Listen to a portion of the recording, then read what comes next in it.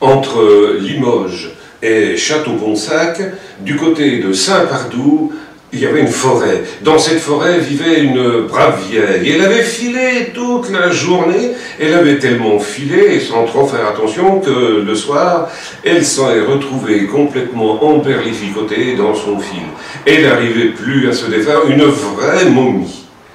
Elle a essayé tout ce qu'elle pouvait de remuer dans tous les sens, rien à faire. Elle s'est mise à jurer, à pester, et a fini par parler du diable. Mais erreur fatale, on sait bien que quand on parle du diable, aussitôt il arrive dans un fracas et un nuage de suie. Le diable est sorti de la cheminée en disant « Eh ben la brave vieille, qu'est-ce que tu as? Qu'est-ce qui t'arrive? Ben tu vois, diable, je suis coincé, je peux plus me défaire. » Ah ben le diable dit, c'est pas un souci, moi je peux t'aider.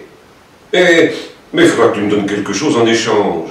Ah ben, la brave vieille lui dit, je peux te donner des œufs et une poule même. Qu'est-ce que je ferais avec des œufs et une poule? Non, je voudrais quelque chose dont tu n'auras plus besoin un jour. Ah, la brave vieille a dit, je sais, tu voudrais ma quenouille. Mais le diable a dit, qu'est-ce que je ferai avec ta quenouille? Ta quenouille, je ne sais pas filer.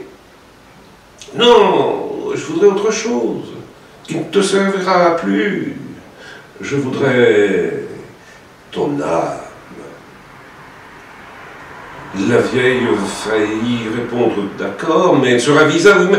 Ah oui, mais ça serait quand même un péché que de donner mon âme. Oh, un si petit péché.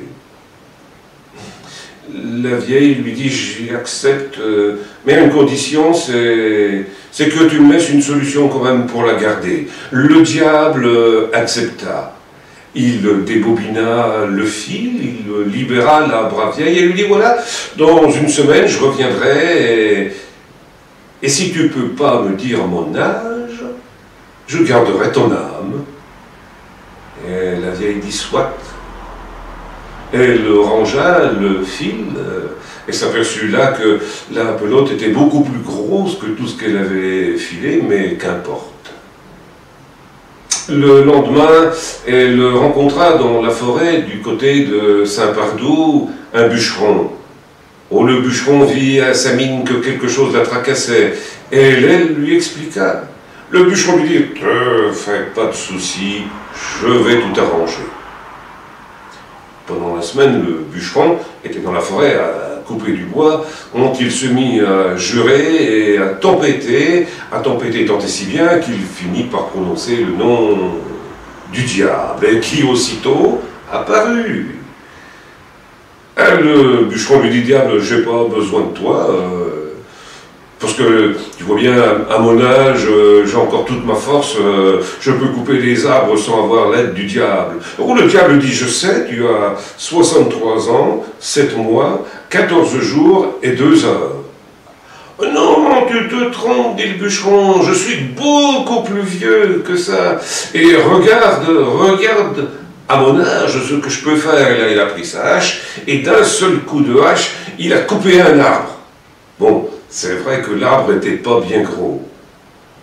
À son tour, le diable a pris la hache, et d'un seul coup de hache, il a abattu le plus gros chêne de la forêt. Et il a dit au bûcheron, tu vois, regarde ce qu'on peut faire quand on a 3856 ans, 14 mois, 38 jours et 26 heures.